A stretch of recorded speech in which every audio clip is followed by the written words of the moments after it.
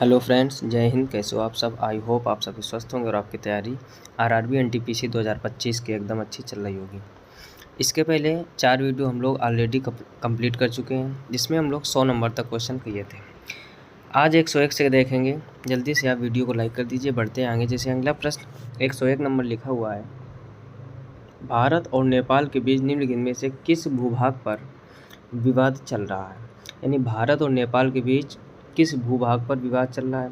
पहला ऑप्शन लिखा हुआ सिकांकू, फिर लिखा हुआ कुरील, फिर लिखा हुआ सीनो और फिर लिखा हुआ काला पानी। तो इसका सही ऑप्शन आपका हो जाएगा डी, काला पानी। यानी भारत और नेपाल के बीच निम्नलिखित में से किस भूभाग पर विवाद चल रहा है? तो वो है आपका काला पानी। नेक्स्ट पॉइंट 102 नंबर लिखा है, चक्रवात पाबुक की उत्पत्ति किस क्षेत्र में हुई थी? पहला लिखा हुआ बंगाल की खाड़ी, लिखा है अंडमान और निकोबार द्वीप समूह, फिर लिखा हुआ थाईलैंड की खाड़ी और फिर लिखा हुआ द्वीप समूह। तो इसका सही ऑप्शन आपका हो जाएगा सी, थाईलैंड की खाड़ी। यानी चक्रवात जो पाबुक है की उत्पत्ति किस क्षेत्र में हुई थी? तो वो हुई थी आपकी थाईलैंड की खाड़ी में। नेक्स्ट पॉइंट देखिए 103 नंबर लिखा है, निम्नलिखित में से किस प्रकार का वृक्षारोपण रेगिस्तान में मिट्टी के कटाव को रोकने में मदद करता है? पहला लिखा हुआ शेल्टर बेल्ट, फिर लिखा है सुमोच्च जुताई, फिर लिखा हुआ कृषि वानिकी, फिर लिखा हुआ पट्टीदार खेती। तो इसका सही ऑप्शन हो जाएगा आपका शेल्टर बेल्ट।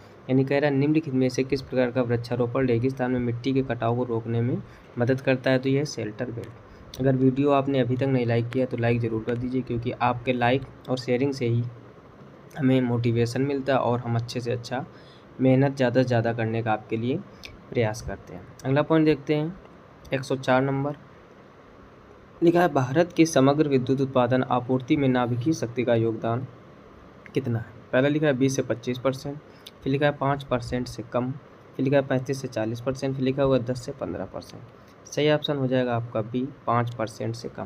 कह रहा है भारत की समग्र विद्युत उत्पादन आपूर्ति में नाभिकीय शक्ति का योगदान कितना है? तो वो 5% से कम। नेक्स्ट पॉइंट देखिए 105 नंबर लिखा है, तूतीकोरिन थर्मल पावर स्टेशन किस राज्य में स्थित है? पहला लिखा हुआ तमिलनाडु, फिर लिखा हुआ कर्नाटक, फिर लिखा महाराष्ट्र और फिर लिखा हुआ तेलंगाना। सही ऑप्शन हो जाएगा आपका ए, तमिलनाडु। कह रहा है तूतीकोरिन थर्मल पावर स्टेशन किस राज्य में स्थित है? तो वो आपका तमिलनाडु में स्थित है। नेक्स्ट पॉइंट देखिए 106 नंबर लिखा, महात्मा गांधी समुद्री राष्ट्रीय पार्क कहाँ स्थित है? पहला लिखा है लक्षद्वीप द्वीप समूह, लिखा अंडमान और निकोबार द्वीप समूह, फिर लिखा हुआ चंडीगढ़ और फिर लिखा है दमन और दीव। तो इसका सही ऑप्शन हो जाएगा आपका बी, अंडमान और निकोबार द्वीप समूह। यानी जो महात्मा गांधी समुद्री राष्ट्रीय पार्क है वो अंडमान और निकोबार द्वीप समूह में स्थित है। नेक्स्ट पॉइंट देखिए 107 नंबर, पहले ही खालिस्तान दिया, फिर के अलावा निम्नलिखित में से सभी खरीफ फसलें हैं। पहला लिखा हुआ बाजरा, फिर लिखा हुआ रागी, फिर लिखा हुआ मक्का और फिर लिखा हुआ गेहूँ। सही ऑप्शन हो जाएगा आपका डी, गेहूँ।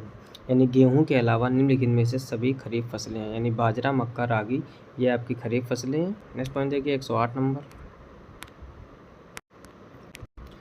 108 नंबर लिखा है, भारत में स्थित सुंदरवन राष्ट्रीय उद्यान खालिस्तान में स्थित सुंदरवन संरक्षित वन के निकट स्थित है। पहला लिखा हुआ म्यांमार, फिर लिखा हुआ बांग्लादेश, फिर लिखा हुआ भूटान और फिर लिखा हुआ तिब्बत। सही ऑप्शन हो जाएगा बी, बांग्लादेश। यानी भारत में स्थित सुंदरवन राष्ट्रीय उद्यान बांग्लादेश में स्थित सुंदरवन संरक्षित वन के निकट स्थित है। नेक्स्ट पॉइंट देखिए 109 नंबर लिखा है, निम्नलिखित में से कौन सा खनिज दरारों में परतों से प्राप्त होता है? पहला लिखा हुआ सोडियम लवण, फिर लिखा हुआ पोटास लवण, फिर लिखा हुआ जिप्सम और फिर लिखा हुआ तांबा।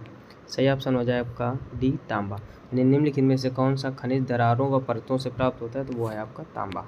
नेक्स्ट पॉइंट देखिए 110 नंबर लिखा है, निम्नलिखित में से कौन सी सबसे ऊंची गैर एशियाई पर्वत चोटी है?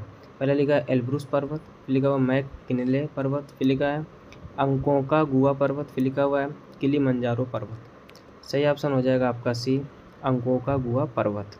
यानी निम्नलिखित में से कौन सी सबसे ऊंची गैर एशियाई पर्वत चोटी है? तो वह है आपका अंकोंकागुआ पर्वत। नेक्स्ट पॉइंट देखिए 111 नंबर लिखा हुआ, निम्नलिखित में से कौन सी नवरत्न कंपनी नहीं है?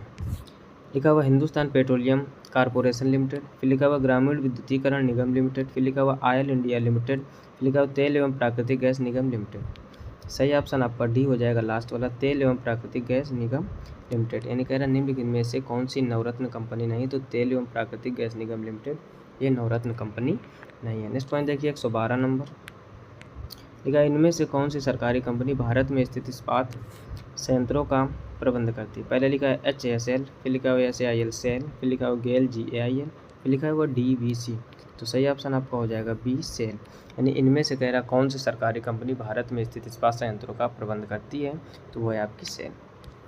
नेक्स्ट पॉइंट 113 नंबर, नदी के तट पर निर्मित द्वीप माजुली का निर्माण किस नदी द्वारा होता है? पहले लिखा हुआ नर्मदा, फिर कृष्णा, फिर लिखा हुआ कावेरी और फिर लिखा ब्रह्मपुत्र। सही ऑप्शन डी हो जाएगा ब्रह्मपुत्र।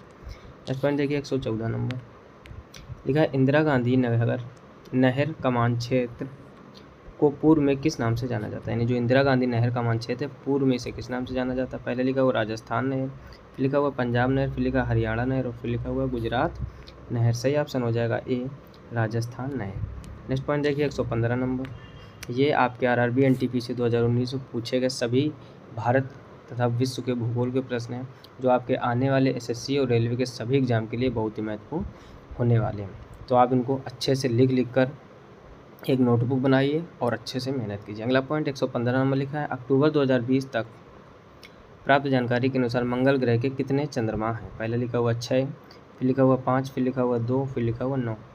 ऑप्शन सी इसका सही हो जाएगा 2। यानी अक्टूबर 2020 तक प्राप्त जानकारी के अनुसार मंगल ग्रह के 2 चंद्रमा हैं। नेक्स्ट पॉइंट देखिए 116 नंबर, निम्नलिखित में से कौन सा वन्यजीव अभयारण्य गोवा में स्थित है? पहले लिखा हुआ डंडेली वन्यजीव अभयारण्य, फिर लिखा हुआ भगवान महावीर वन्यजीव अभयारण्य, फिर लिखा हुआ चिनार वन्यजीव अभयारण्य और अगली स्लाइड में आपका डी ऑप्शन होगा, लेकिन इसका ऑप्शन यहाँ पर बी सही हो जाएगा। ठीक, यानी निम्नलिखित में से कौन सा वन्यजीव अभयारण्य गोवा में स्थित है? तो भगवान महावीर वन्यजीव अभयारण्य आपका गोवा में स्थित है। नेक्स्ट पॉइंट देखिए 117 नंबर, 117 में लिखा है भारत में तेल एवं प्राकृतिक गैस निगम का मुख्यालय कहाँ स्थित है? पहले लिखा हुआ मुंबई, फिर लिखा हुआ झारखंड, फिर लिखा हुआ राजस्थान और फिर लिखा हुआ उत्तराखंड। सही ऑप्शन हो जाएगा आपका डी उत्तराखंड। यानी भारत में तेल एवं प्राकृतिक गैस निगम का मुख्यालय कहाँ स्थित है? तो आपका उत्तराखंड में स्थित है। नेक्स्ट पॉइंट देखिए 118 नंबर लिखा है किस पत्तन यानी बंदरगाह शहर को अरब सागर की रानी कहा जाता है? पहला ऑप्शन मुंबई, फिर लिखा चेन्नई, फिर लिखा हुआ कोलकाता और फिर लिखा हुआ कोच्चि।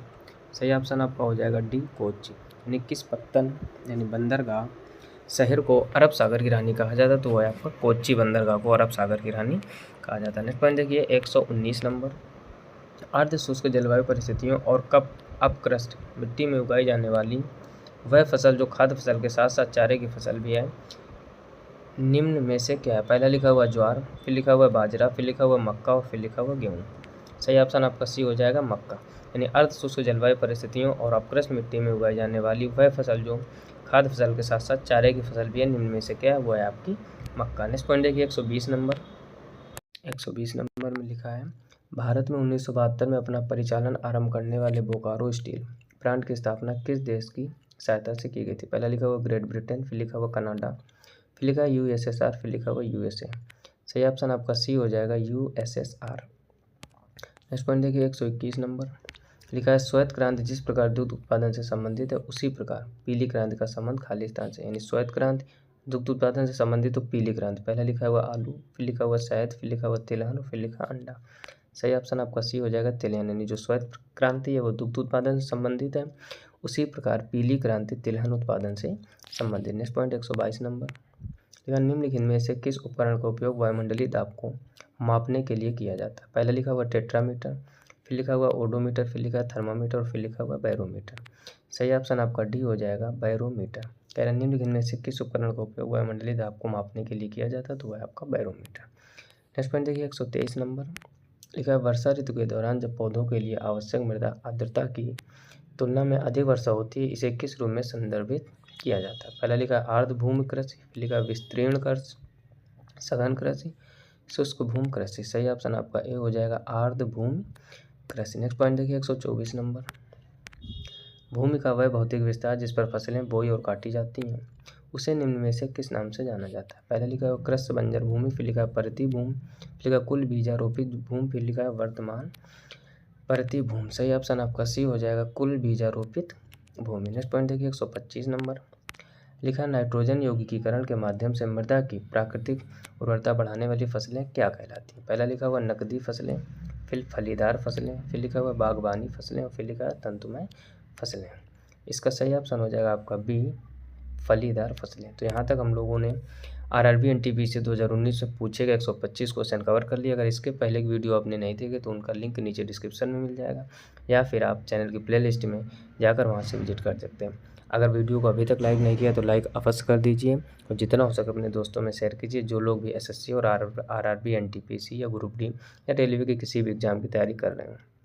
अगर चैनल पर पहली बार आए हूँ तो सब्सक्राइब करके नोटिफिकेशन बिल को आल पर जरूर सिलेक्ट कीजिए, ताकि हर एक वीडियो की अपडेट सबसे पहले आप तक पहुँचे। मिलते हैं नेक्स्ट वीडियो में, तब तक के लिए जय हिंद, राधे राधे।